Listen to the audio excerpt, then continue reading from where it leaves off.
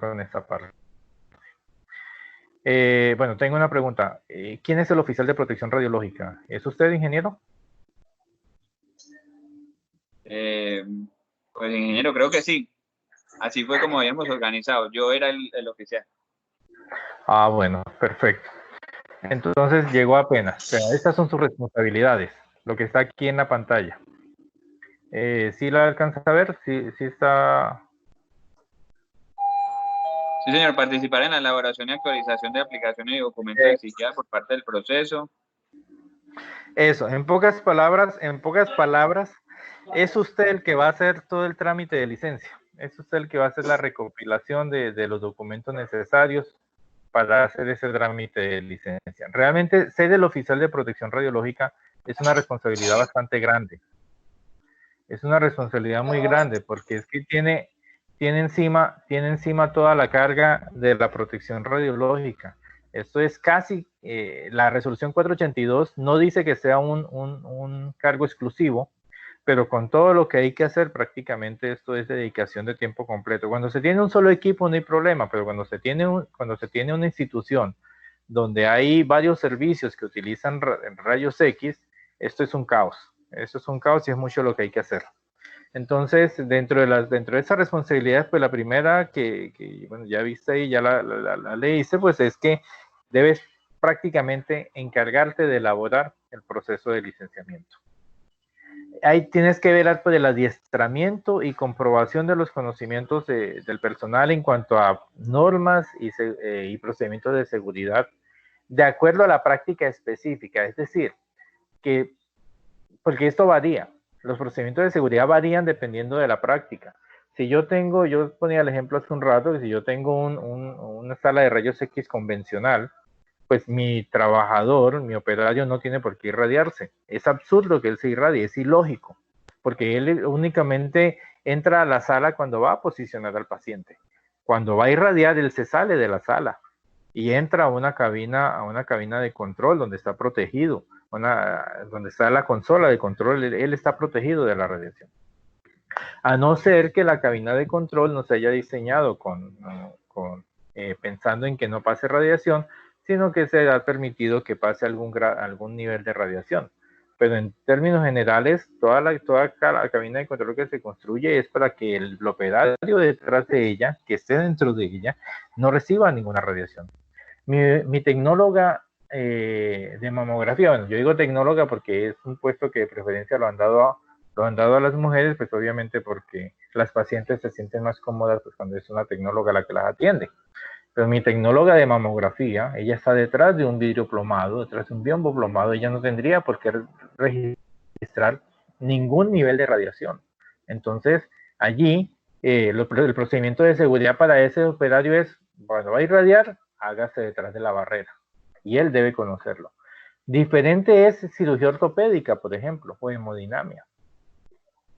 Si en cirugía ortopédica, mis trabajadores tienen delantales plomados que solamente son delantales, o sea, que solo les cubre adelante, entonces ellos deben tener unos procedimientos de seguridad mm, más amplios, más grandes.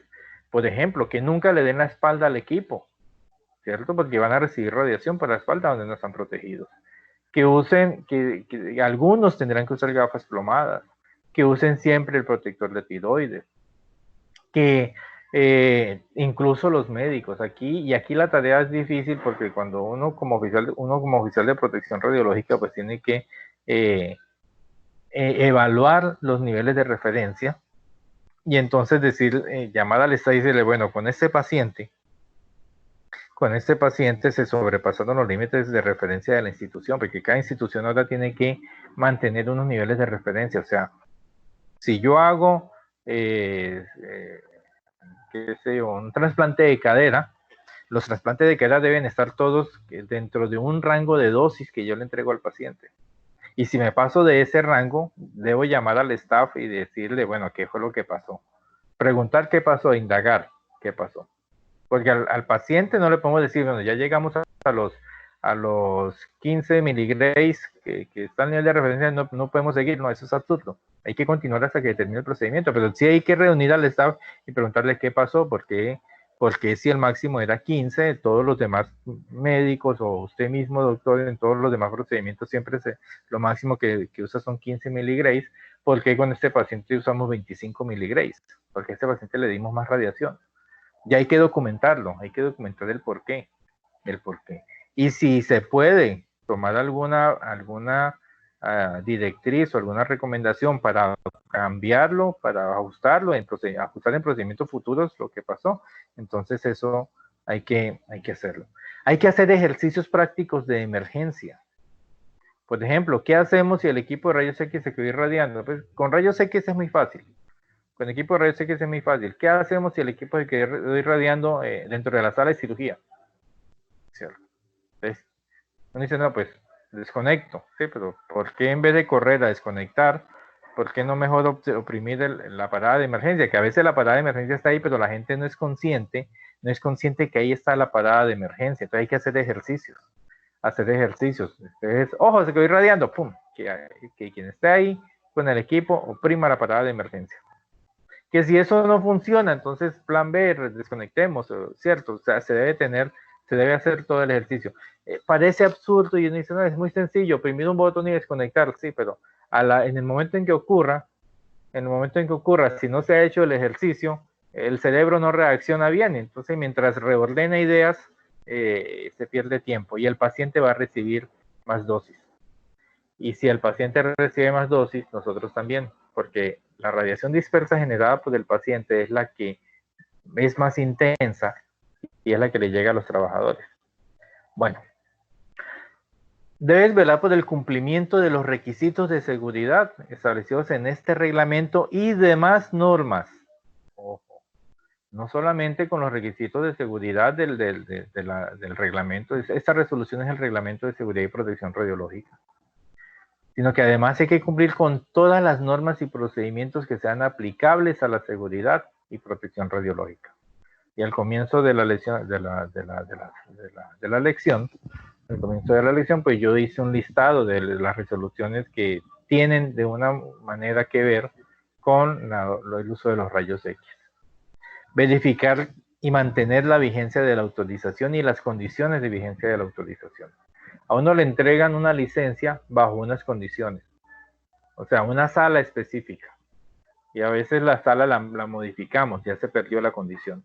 Porque en el estudio radiofísico, ahí hay un esquema de la sala y se hizo un estudio radiofísico para una sala determinada. Y se hizo un estudio radiofísico y se hicieron unas modificaciones. Si yo hice una modificación a la estructura, tumbé una pared y amplié la sala, yo digo, no, pues es que la sala ahora es más grande, pues menos radiación va a salir. Eso es lógico. La lógica me dice que sí. Pero es que yo no sé si al ampliar esa adición en la junta de la antigua pared con la nueva pared, la pega ahí, por decirlo así.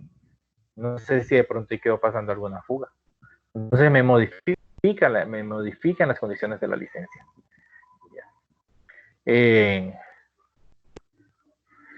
Y además hay algo aquí, que es que el oficial de protección radiológica básicamente es una extensión de las secretarías de salud, porque el oficial de protección radiológica debe comunicar al titular de la autorización, al titular de la licencia, y a la autoridad, no dice o, dice y a la autoridad reguladora cualquier hecho que a su juicio pueda implicar un aumento en el riesgo de exposición.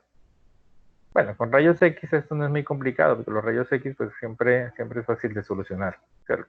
La verdad es que el reglamento es muy amplio y el reglamento abarca pues todas las prácticas posibles con radiación ionizante, y hay prácticas donde esto es importante y donde puede ser más grande. Por ejemplo, si tengo radioterapia, si tengo medicina nuclear, pues las cosas allí se me complican. Bien, pero con rayos X es muy sencillo. Siempre que yo detecte una fuga, pues generalmente es cambiar una puerta o poner una laminita de plomo, ¿cierto? Es muy fácil de corregir. Tanto así que no es necesario hacer notificaciones. Es absurdo estar llamando a la secretaria y decirle, vea, yo creo que hay una fuga porque la puerta se descolgó. No, hombre, mándala a arreglar. O sea, ya, así de sencillo. ¿cierto? Sin embargo, hay que tener cuidado con el silencio que yo tenga, porque al estar obligado por resolución a comunicar, pasa, y la Secretaría de Salud detecta que el oficial sabía y no lo dijo, pues tiene implicaciones penales. Eso se llama omisión a la denuncia, y tiene unas implicaciones penales que nos pueden complicar un buen rato la vida, por decirlo así. Bueno, por esta razón es necesario que estos requisitos, estas responsabilidades estén en el documento de designación oficial del que habla el artículo 36 de la resolución. Debe haber un documento donde el gerente dice: usted es el oficial de protección radiológica y usted cumple con estas funciones. Y ambos firman, porque el oficial es la mano derecha del titular. Porque recuerden que la responsabilidad es del titular. La responsabilidad es del titular. Pero él no puede abarcarlo todo, entonces se apoya en un oficial de protección radiológica. Debe supervisar el programa de pruebas de los sistemas y elementos importantes para la seguridad, o sea, supervisar que funcionen las paradas de emergencia, que si hay algún bloqueador de haz, en algunas salas de rayos X se coloca un bloqueador de haz, de tal manera que si se abre la sala en el momento en que están irradiando, pues para el equipo de irradiar. Como los disparos de rayos X pues son muy pequeños, pues generalmente la mayoría de las salas de rayos X, en un 99.9% de las salas de rayos X no tienen esto. En radioterapia sí, porque un equipo puede durar 2, 3 a 5 minutos irradiando. Son dosis muy altas de radiación, entonces cuando se abre la puerta se interrumpe la radiación, ¿cierto? En una sala de braquiterapia, pues una fuente de radiación está dentro de un paciente, una fuente radiactiva, y cuando uno abre la puerta, automáticamente el robot saca la fuente radiactiva del paciente y la guarda en la posición segura. Entonces eso hay que esos elementos, pruebas de los sistemas y elementos de seguridad hay que hacerlas.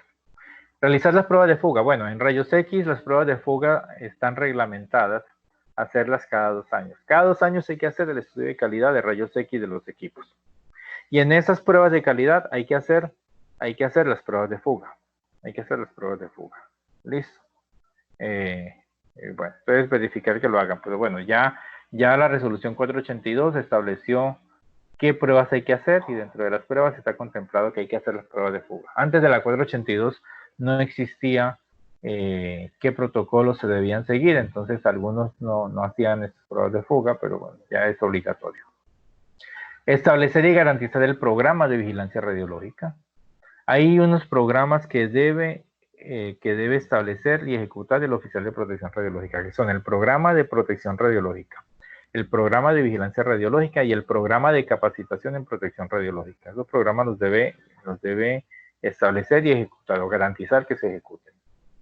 Y es la persona que acompaña a los inspectores cuando hay una visita. O sea, cuando la Secretaría de Salud vaya a visitar a la clínica para licenciarla, es por usted que van a preguntar, y es usted el que debe recibir la visita. Y es el oficial el que debe firmar el acta. Ni siquiera, bueno, también la pueden firmar otras personas, pero sin la firma del oficial esa acta prácticamente no tiene validez. Bien. Mantener actualizados los registros que lleven en cuanto a seguridad y protección radiológica, cuidar la instalación en caso de sucesos radiológicos. Esto no ocurre con rayos X, afortunadamente.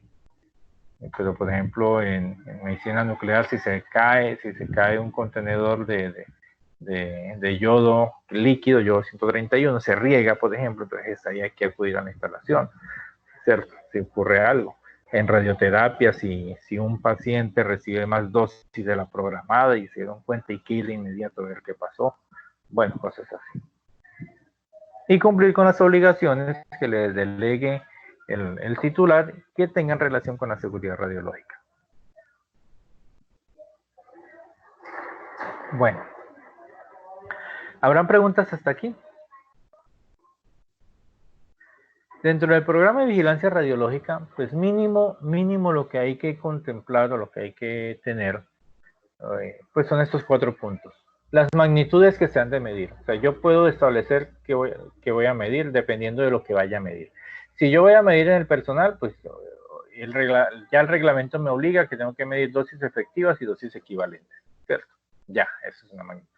Si yo voy a hacer monitoreo de áreas, entonces yo puedo medir exposición. La exposición es una magnitud dosimétrica, que más adelante vamos a ver eso. Cierto, yo puedo medir dosis o puedo medir exposición. Así de sencillo. ¿Dónde y cuándo lo vamos a hacer y con qué frecuencia? Entonces, la dosimetría en práctica clínica, lo recomendable es que sea mensual. En algunas prácticas, pues puede ser más prolongada. Por ejemplo, en un servicio si yo tengo varios servicios en la clínica y yo tengo mis tecnólogos fijos, yo digo siempre el tecnólogo de densitometría, o sea, es el mismo durante todo un año.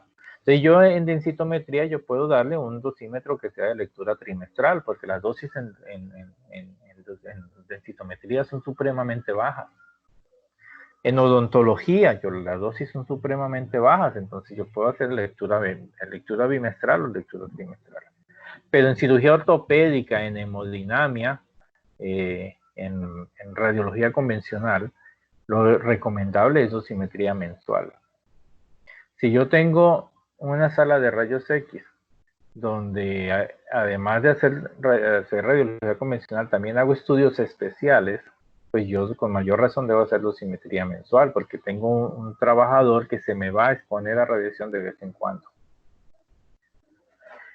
Se deben establecer cuáles son los métodos y procedimientos. Sobre lo de las mediciones. Ahora también yo establezco las mediciones de área, cada cuánto las voy a hacer. Yo puedo hacer lo mínimo, exigir, lo mínimo es lo que la normativa me pide. Pero si yo tengo un programa de garantía de la calidad en protección radiológica, como lo vimos anteriormente que se debe tener, entonces yo no puedo hacer lo mínimo, porque es que lo mínimo ya es lo que la ley me pide.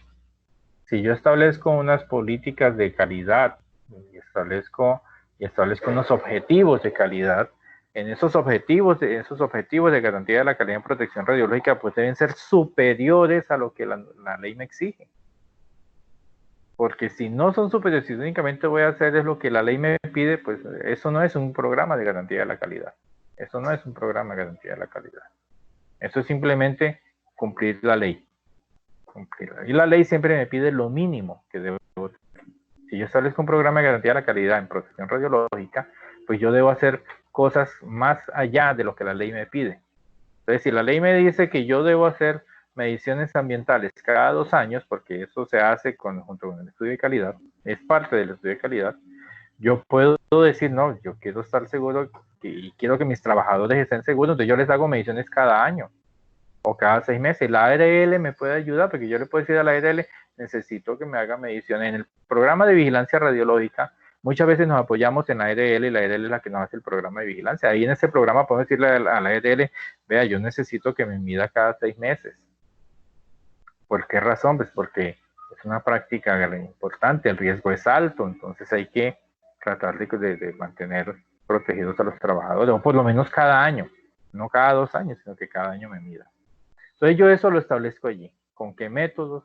Ahora, en cuanto a métodos y procedimientos, pues si voy a usar un tercero, si voy a contratar un tercero, o si yo como institución yo voy a fortalecer el programa, la oficina de protección radiológica, entonces compro detectores de radiación para nosotros mismos hacer esas medidas, o contrato un dosímetro ambiental para ciertas áreas, ¿cierto? Entonces, por ejemplo, en un pasillo donde convergen muchas salas de rayos X, entonces todas las puertas están en ese pasillo de las entradas a salas de rayos X, podría monitorear ese pasillo. En fin, o sea, son cosas que como oficial de protección radiológica hay que pensar muy bien cómo lo voy a diseñar, qué es lo más apropiado para mi institución. Debo tomar unos niveles de referencia. Esos niveles de referencia para la resolución 181434 es un concepto amplio porque allí habla de niveles de referencia, son las dosis que yo espero en cada una de las instalaciones que van a recibir mis trabajadores y que van a recibir los pacientes. Para la 482 los niveles de referencia son únicamente para los pacientes. Bueno, Entonces, ¿y qué hacemos si esos niveles de referencia se sobrepasan? ¿Qué vamos a hacer? Un nivel de referencia yo lo establezco como una garantía de que no se va a alcanzar el límite máximo de exposición de dosis. O sea que si se rebasan, no quiere decir que la gente esté en peligro, pero sí está rompiendo con mi programa de vigilancia radiológica, porque en mi programa de vigilancia yo establezco que los niveles que voy a aceptar en cada área son determinados. Y si se lo sobrepaso, entonces me está violando mi programa de vigilancia. Entonces debo tomar medidas para rebajarlo. O si no puedo bajarlo y veo que las dosis pues son bajitas y que no van a superar el límite de exposición ocupacional y que todavía están muy por debajo del límite ocupacional, pues entonces yo puedo hacer una modificación dentro de las medidas adoptadas, hacer una modificación del programa de vigilancia y cambiar los niveles de referencia. Los niveles de referencia no son fijos, son dinámicos. Son dinámicos y se pueden ajustar con el paso del tiempo porque la instalación envejece, porque hay modificaciones en la instalación, porque los equipos también modifican su comportamiento o porque adquiero nuevas tecnologías o hago mejoras, entonces incluso los niveles de referencia puedo bajarlos.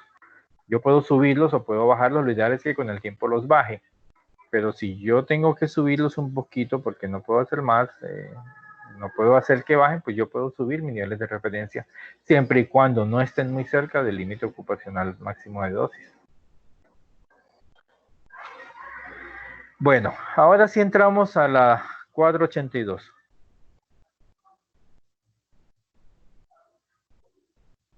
La 482 es la resolución que los tiene ustedes aquí. Y esta resolución básicamente establece los criterios de licenciamiento para tres cosas. Para las personas o para las empresas que prestan servicios de protección radiológica. Bien, en este momento nuestra empresa SEGRAD está en trámite de la licencia, que ya se nos venció la que teníamos. Estamos tramitando nuestra licencia de protección radiológica. Entonces nos toca hacerlo también con 482. Licencia prácticas médicas, que es el caso de ustedes. Bueno, la mayoría de los asistentes hoy son de la Clínica Vida. Hay otros asistentes o personas individuales que se inscribieron, pero no los veo aquí en el grupo. Me imagino que lo verán en diferido, en asincrónico. Entonces, prácticas médicas, todas las prácticas clínicas. Y hay otra licencia que explica que son las prácticas veterinarias, industriales o de investigación. O sea, todo está cubierto. Licencia a quienes prestamos servicios de protección radiológica. Establece los requisitos para licenciar prácticas médicas y para licenciar otras prácticas, la práctica veterinarias, industriales o de investigación. Las prácticas médicas las dividen en dos categorías. Esto en consonancia o en dependencia del riesgo. En categoría 1 están las prácticas donde el riesgo es insignificante, donde el riesgo es muy bajo. Y esos son los casos de odontología periapical y densitometría ósea. La exposición o la radiación dispersa originada por estos equipos es muy pequeña. De hecho, un equipo periapical, quienes hemos pasado por la experiencia de hacer una radiografía periapical, el equipo de rayos X periapical está en un cuartico muy pequeñito que a veces ni siquiera es apenas es de 1 por 1 o de 1 por 1.5, es un cuarto muy pequeñito donde solo cabe una silla, el equipo de rayos X, no cabe más nada. ¿Cierto? Hay equipos de rayos X periapicales que son portátiles, parecen una cámara fotográfica y el odontólogo lo usa ahí mismo en la unidad odontológica. Hay otros que no son tan pequeños, son iguales que los que son dentro del cuarto, pero los tienes junto a la unidad odontológica y se puede tener allí. ¿Cierto? Porque el riesgo relativamente es bajo. No quiere decir que no haya riesgo, pero sí el riesgo es muy bajo. Entonces, eso es categoría 1. Si solamente se tiene este equipo, eso es licencia de práctica médica con rayos X categoría 1. Densitometría ósea. Para densitometría ósea, pues, es para aquellos equipos, el riesgo es supremamente, aquí sí el riesgo es supremamente bajo, tan bajo que el operario puede estar dentro de la sala irradiándole al paciente que la dosis que va a recibir es insignificante. Yo cuando hago las mediciones pongo el detector ahí en el puesto de control del tecnólogo donde está el computador y realmente las dosis que se reciben allí son muy bajitas. Bueno, todo lo que sea diferente a esto, o si yo tengo equipos adicionales a estos, ya eso es categoría 2. Entonces, si yo tengo un tomógrafo oral, si tengo un equipo de radiografía panorámica en odontología, ya eso es categoría 2. Si además del densitómetro yo tengo rayos X, ya eso es categoría 2. Y de ahí en adelante, cualquier equipo diferente que yo tenga ya me convierte la práctica en una categoría 2, porque el riesgo ya es más alto. Y para las prácticas veterinarias industriales, pues también están categorizados 1 o 2, dependiendo del riesgo que implique. Bueno. Así que las licencias de práctica médica ya vimos que se dividen en 2 categorías. Para la categoría 1, la vigencia de esa licencia es de 5 años. Y para la categoría 2, la vigencia de esa licencia es de 4 años.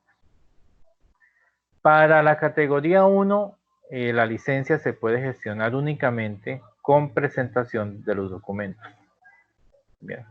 Se presentan unos documentos, los documentos que exige el anexo 3 de la resolución 482. Se presenta a toda la secretaría los evalúa y si todo está bien nos entregan licencia por 5 años. Para la categoría 2 hay 2 momentos. El primero, se entregan unos documentos junto con el formulario de solicitud. Luego la secretaría nos programa una visita y en la visita se hace pues verificación de la instalación, de los equipos, de que todo de los seriales y todo eso. Y nos piden otros documentos adicionales, otros documentos más, para podernos entregar la licencia. Bueno, y aquí están los requisitos. Bueno, antes de continuar yo quiero preguntar si dentro del grupo hay alguien que esté en odontología o todos somos de rayos X de uso médico. Bueno, pues me parece en la clínica que no hay nadie de odontología. Sí, eso sí, me imagino. Bueno, me voy a pasar entonces las primeras diapositivas para ir directamente a odontología. Y, perdón, para ir directamente a la práctica médica 2. Y allí, pues cuando sea necesario, pues voy a aclarar cuál es la diferencia con la categoría 1. Bien, me voy a pasar esto. Categoría 2, listo. Entonces, para la categoría 2, práctica médica categoría 2. Y aplica esto que está aquí, aplica también para ambas. Hay que presentar, pues, si es persona natural la que va a solicitar licencia, pues presentar su documento de identidad y el RUT. Si es persona jurídica, pues debe presentar Cámara de Comercio. Así de sencillo. Junto con el formulario de solicitud de licencia. Debe presentar fotocopia del documento de identidad y el diploma del oficial de protección radiológica. Para la práctica 2, el responsable de la protección radiológica se llama oficial de protección radiológica. Su formación académica mínima debe ser de pregrado. Entonces, por eso fue nombrado usted ingeniero, porque usted es ingeniero. Usted puede ser ingeniero, médico, abogado, arquitecto, físico, matemático, biólogo, pero que sea de pregrado, formación mínima requerida. Bien, entonces hay que presentar el documento de identidad y el título profesional. Este es el diploma que están pidiendo aquí, el título profesional. Bien. Si tiene posgrados, pues los puede presentar, pero también.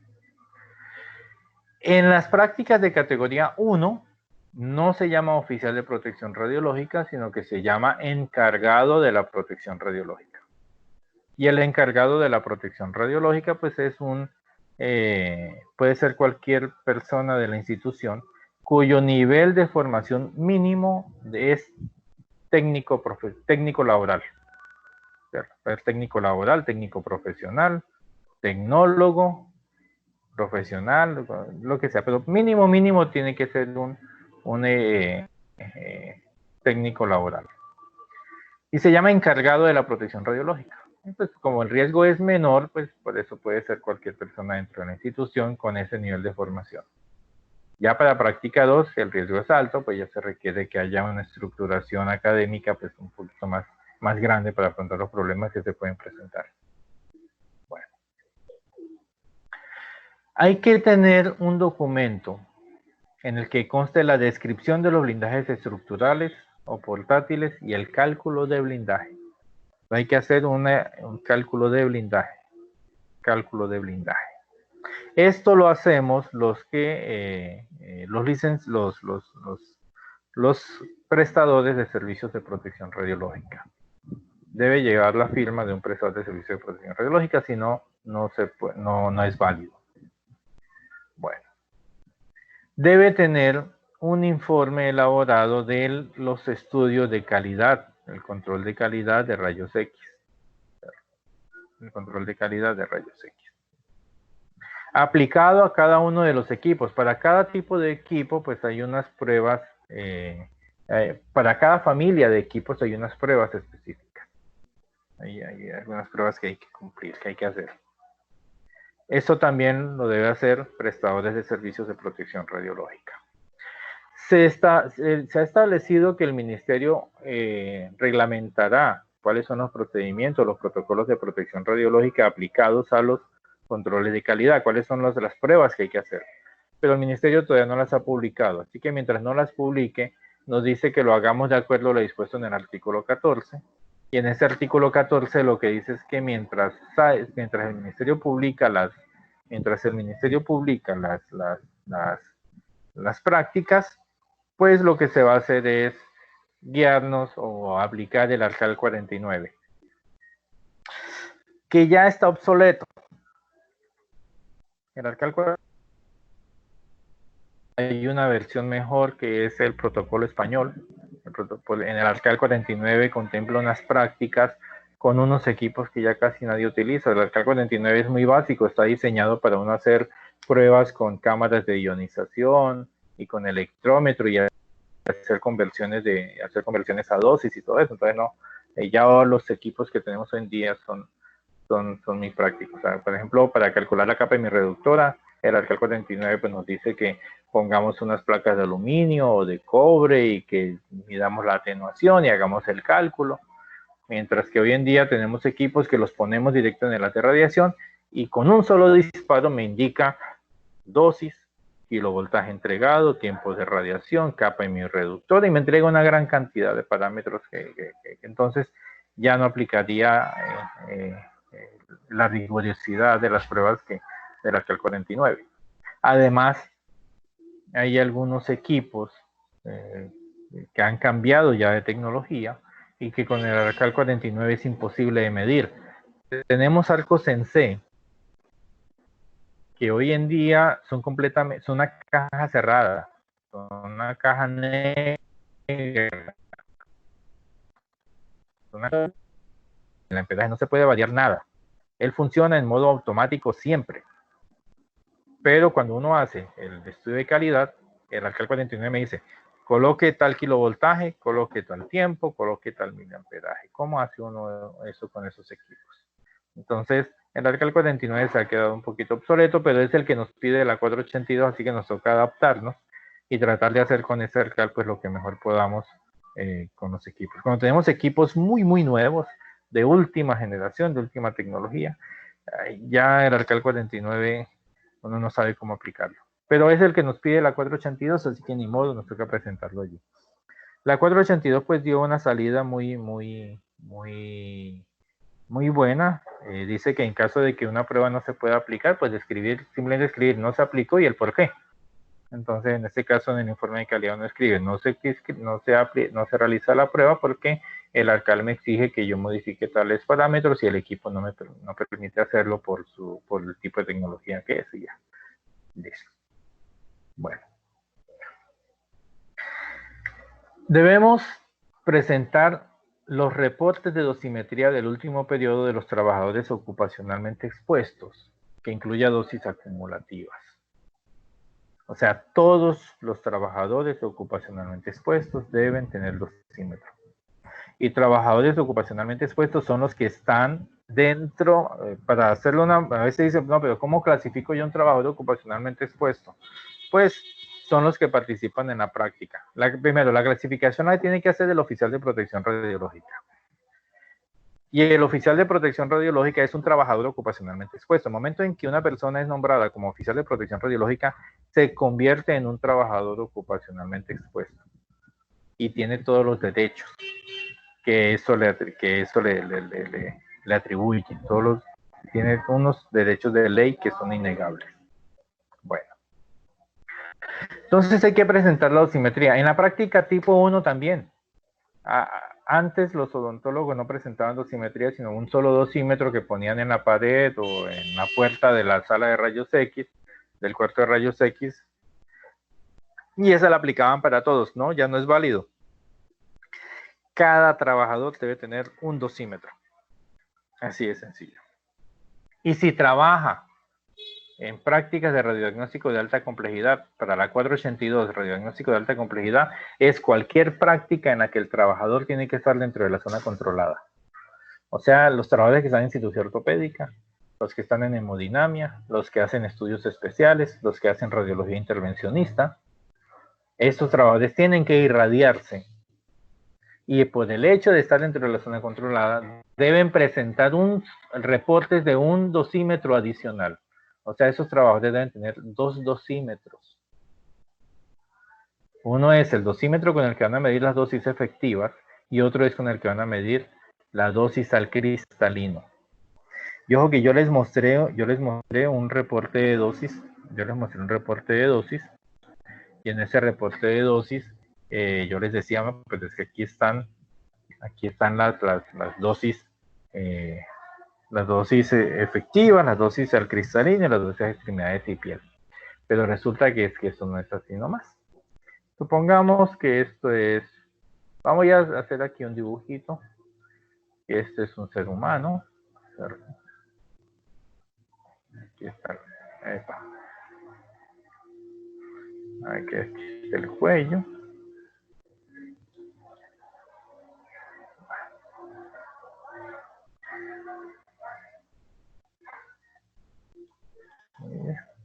Aquí vamos a poner los brazos.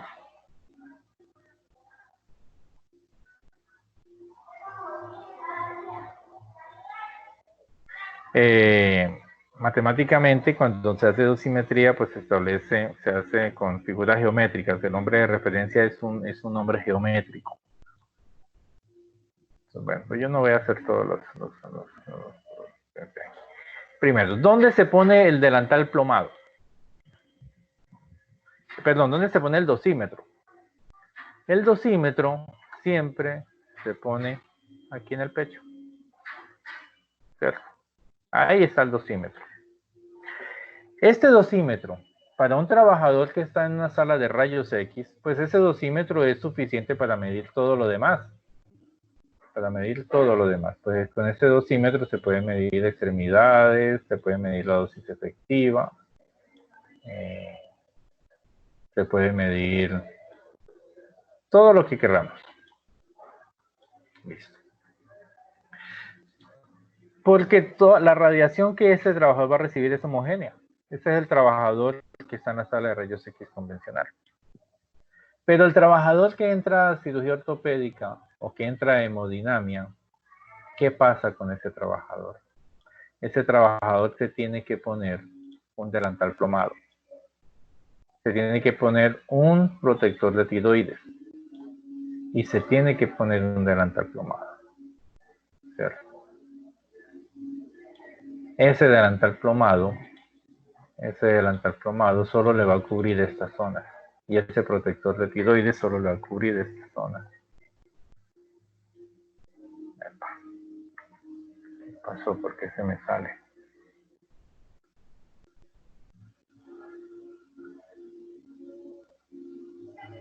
Bueno, solo le va a cubrir esta zona. Entonces,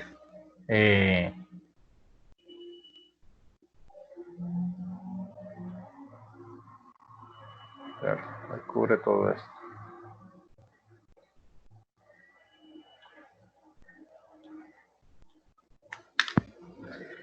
Y el dosímetro queda detrás del delantal plomado. Así que este dosímetro, no, las lecturas que él va a reportar por el cristalino es falsa. Es falsa, ¿por qué? Porque la radiación que recibe los órganos como el corazón, pulmones, riñón, está atenuada por el delantal plomado. Está atenuada por el delantal plomado, por lo tanto, esa radiación que está aquí,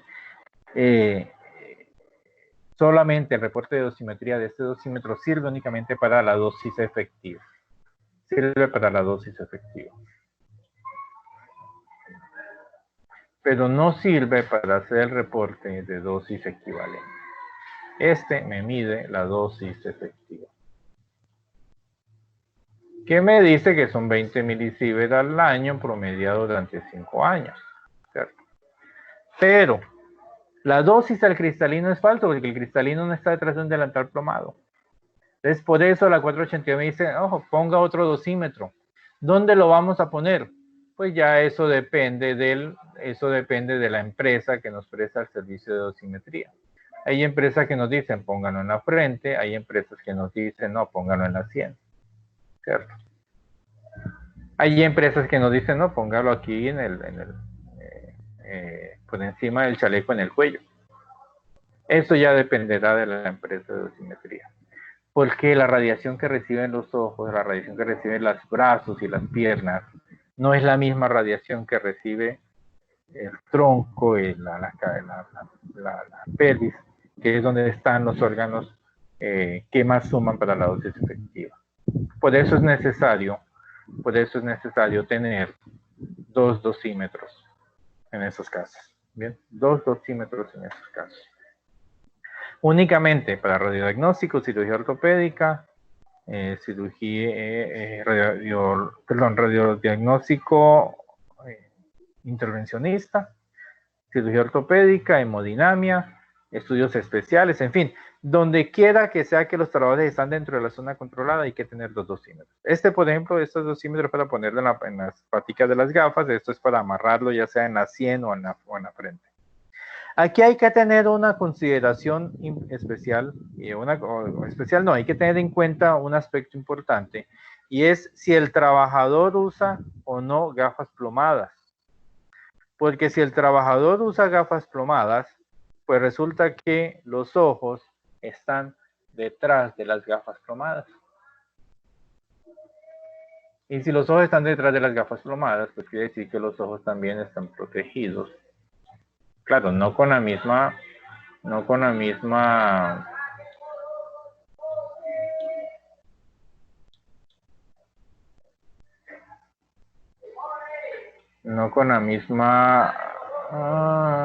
nivel de protección del resto del cuerpo, porque las gafas no atenúan tanto como atenúa el delantal plomado, pero siempre atenúan bastante.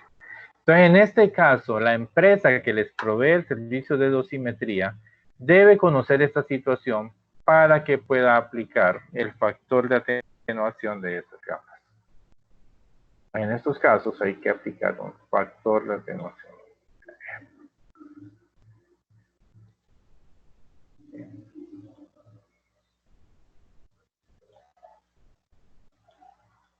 Esos factores de atenuación ya están medidos.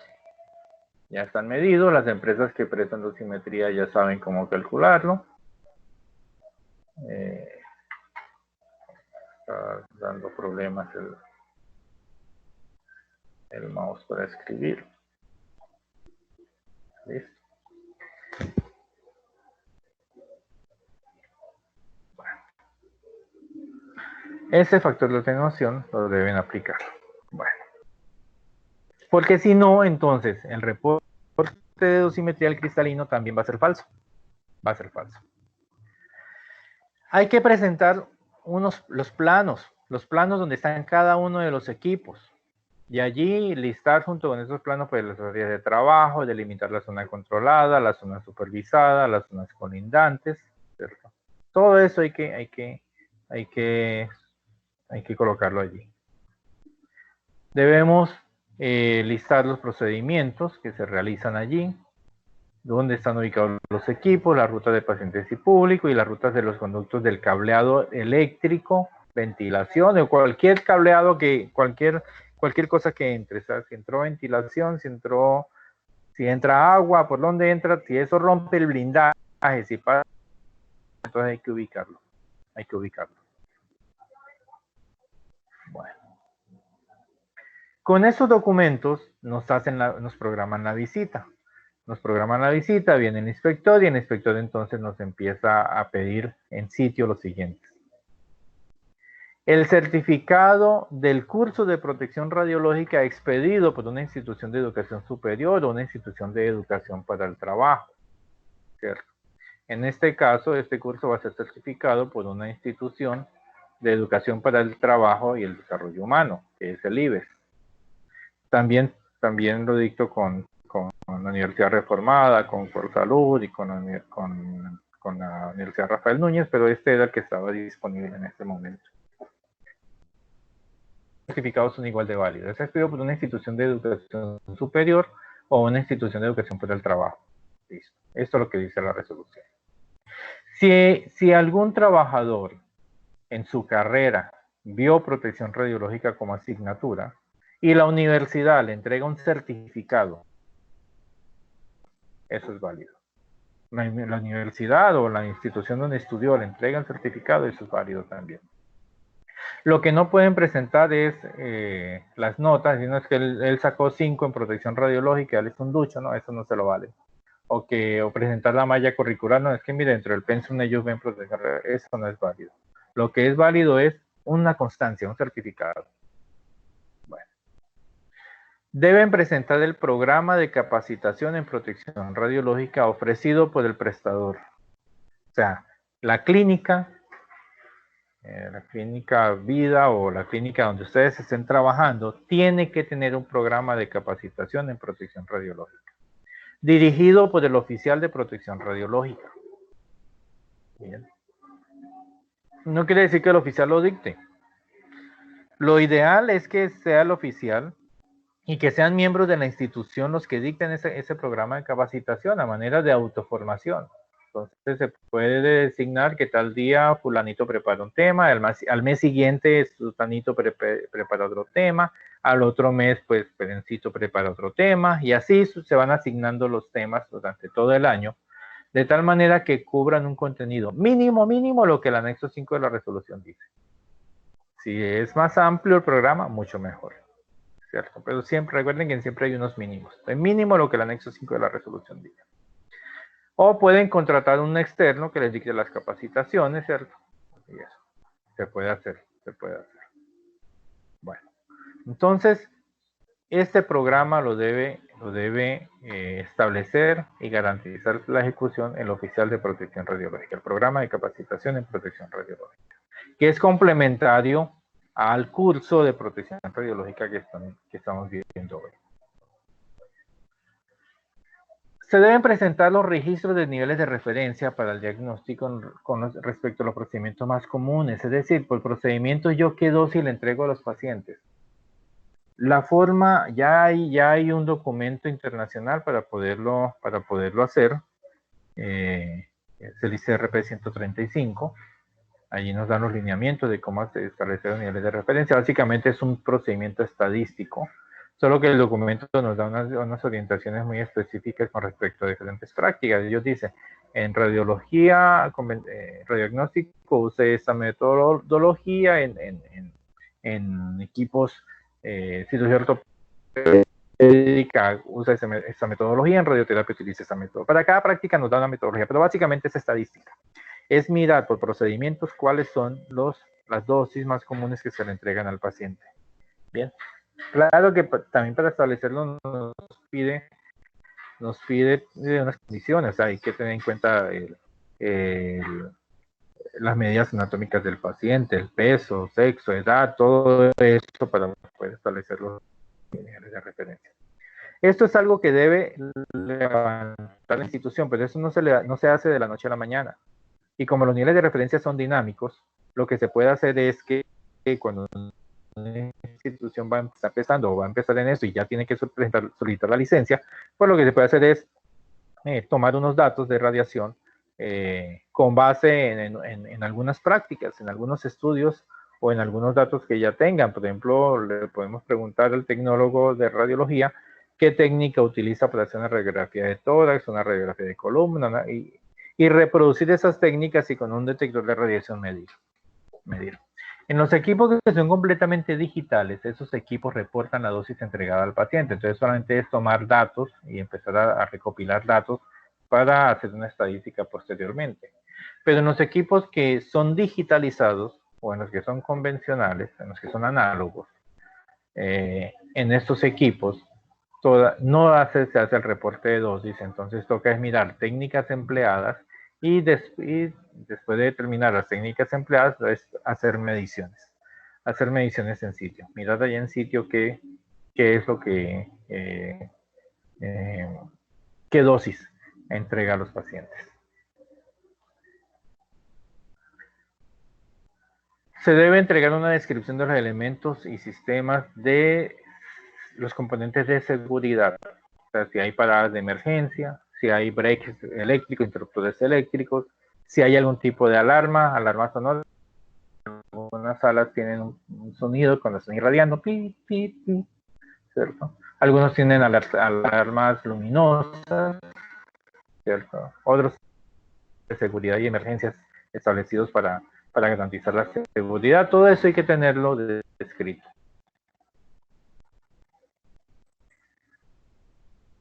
De radiación, de acuerdo como el fabricante y dice que hay que hacer el mantenimiento, y eso debe estar en la hoja de vida del equipo. Cuando los equipos son nuevos,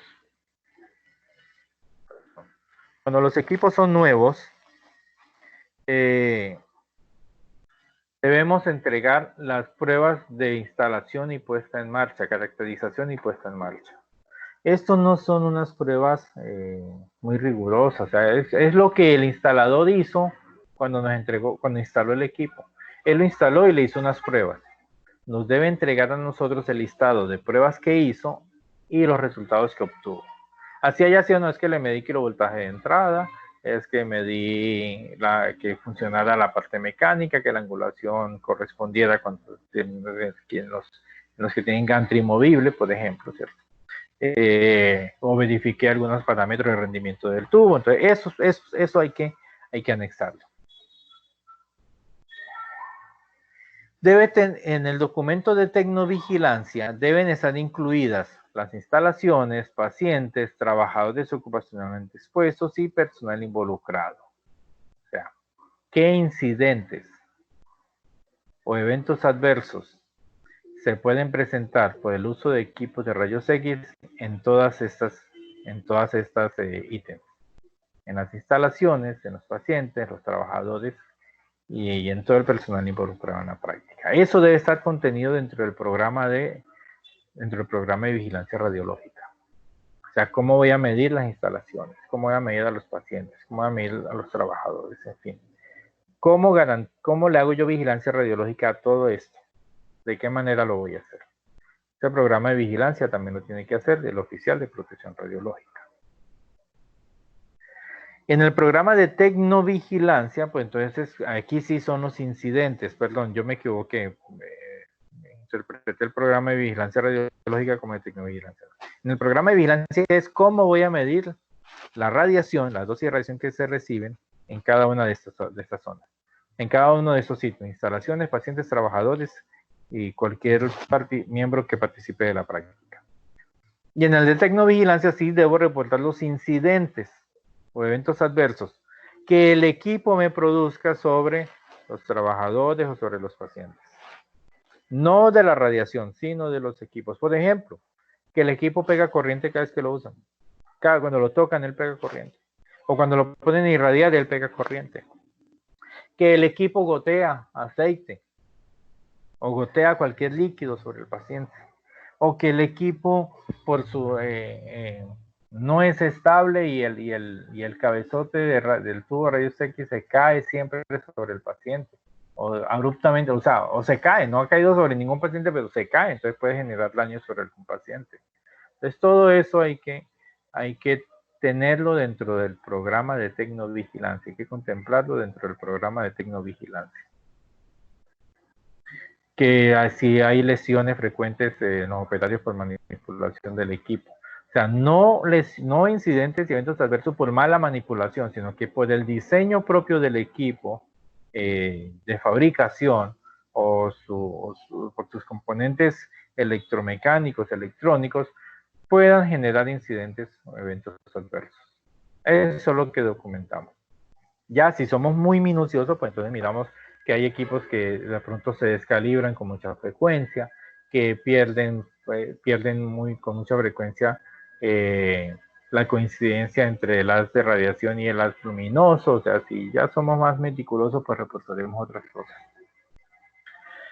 Se debe presentar el programa que contenga, un documento que contenga el programa de protección radiológica. Esto es lo que anteriormente llamábamos manual de protección radiológica, y es lo que yo les digo que se puede usar siguiendo los lineamientos de la 181404 del 2014 del Ministerio de Minas y Energía. Y más adelante me voy a presentarles unas diapositivas tomadas de esa resolución para construir el programa de protección radiológica. Repito, no hay ninguna normativa que nos obligue a escribir el manual de protección radiológica, a diseñar nuestro programa de protección radiológica con base en la 90874, pero me parece muy útil porque ya está ahí, ya nos dice cómo hacerlo, entonces ¿por qué no usarla? Bueno, también lo debe hacer el oficial de protección radiológica. Si todo está bien, pues nos dan la licencia. La señalización, vea, tenemos que utilizar este logo. Trébol magenta en fondo amarillo. Y tiene unas dimensiones, o sea, el tamaño, a veces me preguntan, pero ¿qué tamaño debe tener? No, no hablemos de tamaño, hablemos de proporcionalidad. Debe mantener unas proporciones, ¿cierto? Esas proporciones van con base al radio del círculo del trébol, del centro del trébol. Entonces, si este es el radio, pues desde aquí hasta aquí, esto es 1.5 veces el radio, donde comienza el pétalo, y desde el centro del círculo hasta el final del pétalo debe ser 5 veces el radio. Cada trébol y el espacio entre los tréboles debe ser de 60 grados. Y los colores. Esta señal debe estar en la zona controlada y en la zona supervisada. En la zona control, y lo podemos acompañar de un mensaje, podemos colocarle aquí abajo zona controlada, o aquí arriba zona controlada, que está dentro de la sala, zona supervisada, que está en la puerta, en la entrada de la sala, ¿cierto? Entonces, o la del área que clasifiquemos. Si clasifiqué, entonces yo le puedo poner zona controlada, zona supervisada, pero estos son los colores que se deben respetar, y las proporciones que se deben respetar, las dimensiones que se deben respetar. Bien. ¿Listo? ¿Alguna pregunta? Bueno, una vez nos han dado la licencia de práctica médica, esa licencia es susceptible de modificaciones. Si no se modifica con tiempo, si pasado 20 días ha sucedido algún hecho, no se ha solicitado la modificación y la Secretaría de Salud se da cuenta, pues perdemos la licencia. ¿Cuándo es susceptible de modificar? Es susceptible de hacer la modificación cuando hay cambios en el encargado de protección radiológica en la categoría 1 o cambio en el oficial de protección radiológica. Si el oficial se va, hay que modificar la licencia. Como les dije en la charla anterior, esta mañana antes del receso, se puede modificar al encargado de la protección radiológica, perdón, se puede reemplazar al gerente, se puede reemplazar a todo el mundo. Todo el mundo se puede ir y puede haber contratación nueva, que no pasa nada. Pero si el oficial de protección radiológica se va, se afecta la licencia. Hay que modificarla. Y cuando hay reemplazo de los equipos o generadores de radiaciones o de alguna de sus partes. Bueno, aquí quedó como que muy ambiguo esto. Alguna de sus partes uno dice, entonces si yo cambio el obturador, ¿tengo que modificar la licencia? No. Si yo cambio una tarjeta, modifico la licencia. No. Aquí básicamente es si la modificación puede incluir, si el reemplazo de esa parte puede llegar a afectar el funcionamiento o la licencia. Por ejemplo, si yo cambio el tubo de rayos X, así sí, porque tengo que cambiar marca, modelo y serie del tubo, o por lo menos debo, si coloco un tubo de la misma marca y el mismo modelo, pues la serie va a cambiar. Entonces tengo que solicitar la licencia. Que yo cambié el equipo completo y que traje un equipo igualito, de las mismas características, sí, me va a cambiar el serial, entonces debo modificar la licencia.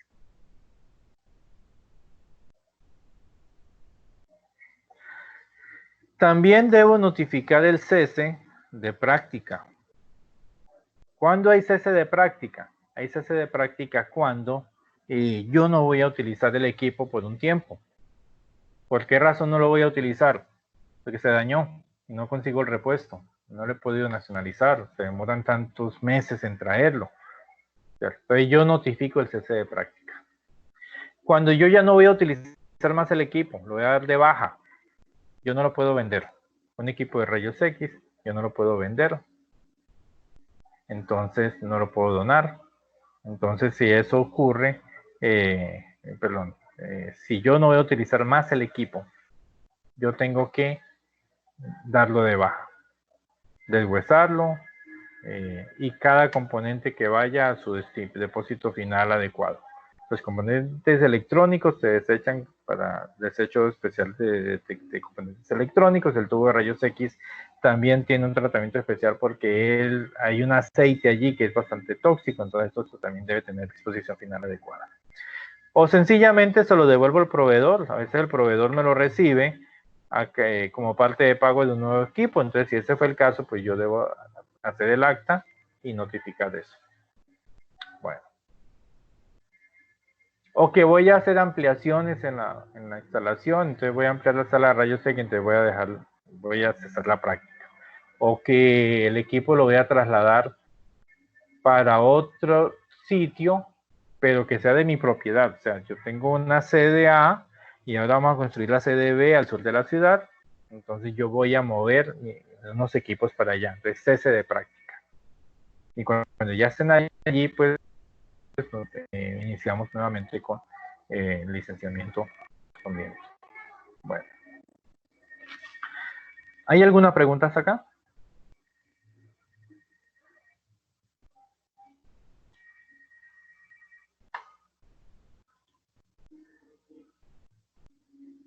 Bueno. Ay, perdón. Dentro de las cosas, para que sepan, nosotros adquirimos un nuevo rayos X portátil. Ajá. Ese equipo hay que licenciarlo. Ese equipo hay que licenciarlo, sí. Entonces, debe verificar que las licencias estén vigentes. Y las condiciones, dentro de las condiciones, que los estudios se hagan cada 2 años. Cada 2 años hay que hacer los estudios de calidad. Y bueno, y ajustar manuales, porque si adquieres un nuevo equipo, ahora ese equipo también tienes que entrar en tu programa de protección radiológica, debes incluirlo, y en el programa de tecnovigilancia, o sea, en todo debes incluirlo. No es un programa por equipo ni por instalación, sino es un único programa de toda la institución que cobije todos los equipos utilizados.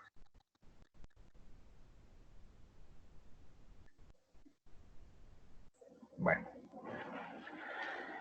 Ese es el formulario de solicitud de licencia. Vamos a mirarlo aquí. Pues aquí describimos si es una solicitud nueva, si es una modificación o si es una renovación de licencia. Si fue una renovación de licencia, pues colocamos aquí los datos de la licencia anterior. ¿Cierto? Definimos si es persona natural o jurídica, a qué entidad territorial va. Si están dentro del distrito de Barranquilla, pues va para la Secretaría de Salud Distrital de Barranquilla. Si están fuera de Barranquilla, pero dentro del Atlántico, pues irá para la Secretaría Departamental del Atlántico. Depende de la secretaría que tenga a su cargo la jurisdicción. Aquí pues los datos del titular, ya sea natural o jurídica, pues aquí escribirán la razón social, nombre del representante legal, correo electrónico, toda esta información debe completarse, no se puede dejar nada sin responder. Si algo no aplica, se escribe NA, no aplica, pero no se puede dejar nada sin responder. Y aquí empezamos, entonces, ¿qué prácticas solicitamos? Si es categoría 1 o categoría 2. Y qué práctica es la que vamos a relacionar. que es radioterapia, radiodiagnóstico de alta, mediana o baja complejidad, o si no está listada allí, pues cuál es.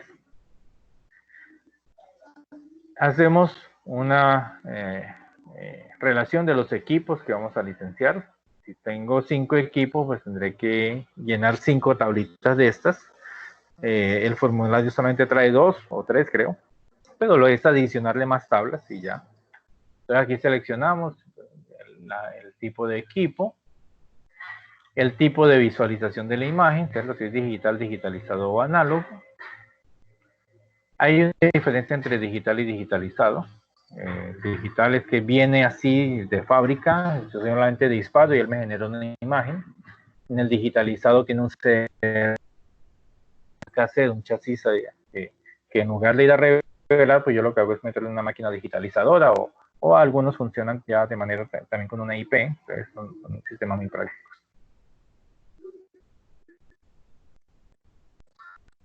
Luego, pues yo debo definir si el revelado es automático, si es manual o si es con un monitor análogo. Esto, marca, modelo y serie del equipo. Marca, modelo, serie del equipo. No se puede dejar nada sin llenar. Marca, modelo y serie del tubo de rayos X.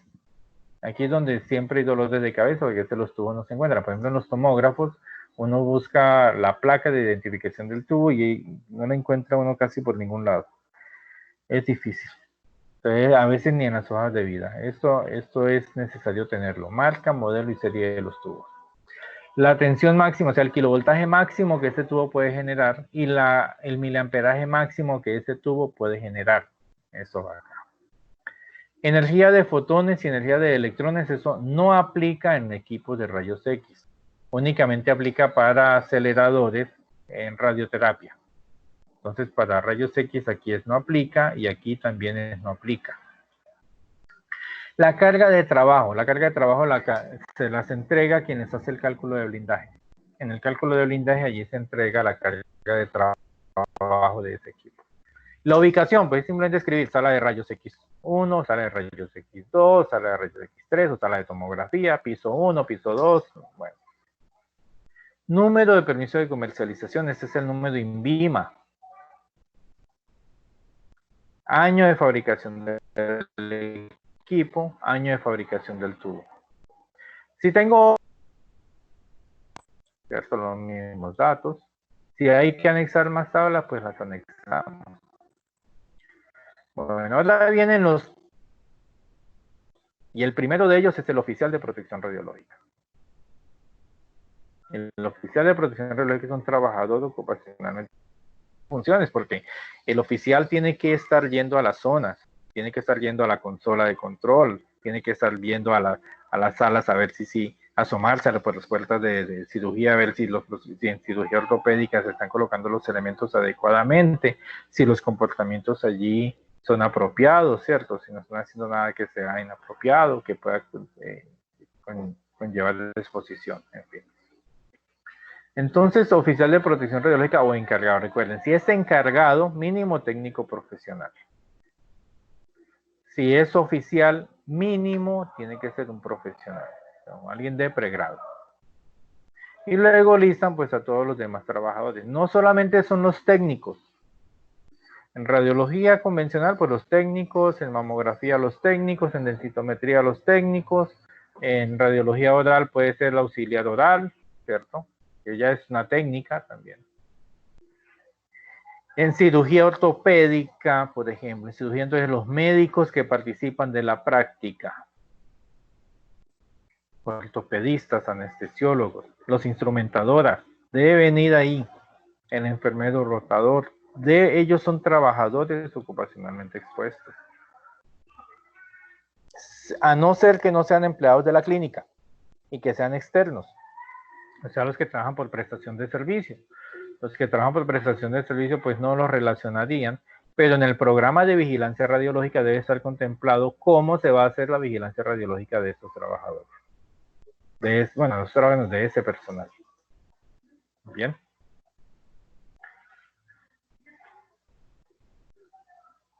Esto que pasa aquí, este numeral de ese no aplica, a la mayoría de instituciones no le aplica, ¿Por qué razón? Esto es únicamente cuando tienen dentro de la nómina a un especialista en protección radiológica o maestría en protección radiológica o posgrados en protección radiológica, en física médica o en ingeniería con formación en protección radiológica y en estudios de control de calidad. O sea, cuando tienen un profesional que cumpla con estas condiciones, ese sería el director técnico. Además, si tienen también elementos de prueba y equipos para hacer las mediciones, los propios estudios de control de calidad. Si no tienen todo eso, esto no se llena. Esto no se llena. Únicamente se llena esta parte del numeral D cuando se tiene un profesional dentro de la nómina que cumpla con los requisitos que acabé de mencionar, y además de eso se tienen equipos y elementos de prueba para hacer los estudios de calidad, para hacer todo eso. ¿Listo? Si no, no lo tienen, no tienen por qué llenarlo. Todo eso no aplica. En el 6 sí, pues deben anexar el plano. Si no cabe ahí, pues lo entregan como un anexo y deben relacionar pues área de trabajo, actividades realizadas, ubicación de los equipos, ruta de paciente, conducto de cables y blindaje, y finalmente pues firman quién es el solicitante o apoderado debidamente constituido. Listo. Les da un listado de lo que deben anexar. Todas las categorías pues llenan esto, dependiendo si son persona jurídica o natural. Todos tienen que presentar el formulario de licencia. Si es persona natural, pues sí tiene el documento, o si no aplica. Si es persona jurídica, aquí la opción de no aplica porque algunos son para persona jurídica, otros para persona natural. Si es categoría 1, pasan a llenar esto hasta el numeral 19. Del 20 en adelante no lo llenan, no aplica, porque yo le digo, en categoría 1, pensemos en un servicio donde únicamente es densitometría ósea o únicamente es radiografía periapical. Allí no van a tener un profesional con posgrado en protección radiológica, en física médica o en ingeniería, con formación en protección radiológica o estudios de calidad de rayos X. Entonces, esto no. Si es práctica 2, pues llenan el primer numeral más lo que sigue acá, hasta el numeral 12. Porque el director técnico y de aquí para abajo no aplica, no tiene. Entonces llenan desde el 6 hasta el 11. Bueno, este es el formulario de solicitud de licencia. Listo.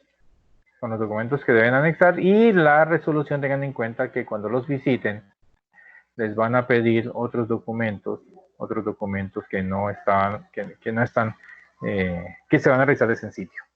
Para categoría 1 deben entregar todos los documentos. Para categoría 2 únicamente los que se necesitan para iniciar la solicitud y el resto los revisan en sitio. Bueno, ¿hay alguna pregunta hasta acá?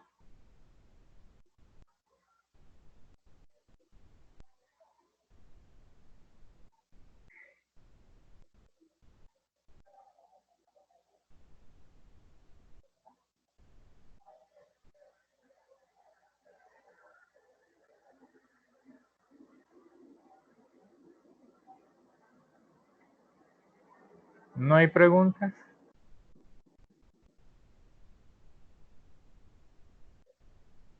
Bueno, entonces nos vemos a la 1 de la tarde. Bien, voy a parar la grabación y continuamos a la 1 de la tarde. De 1 a 5 de la tarde, ¿listo? Si hay preguntas,